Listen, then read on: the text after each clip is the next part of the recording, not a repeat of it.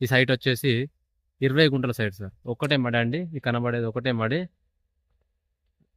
BT రోడ్కి east facing తోని రావడం జరిగింది సార్. ఈ సైట్ 20 గుంటల సైట్ వచ్చేసి స్క్వేర్ బిట్ అని చెప్పొచ్చు సార్.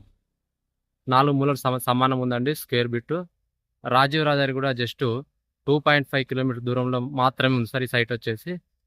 అలాగే సిద్దిపేటకి 25 కిలోమీటర్ల దూరంలో, కరీంనగర్కి 40 కిలోమీటర్ల దూరంలో ఉంటుంది సార్.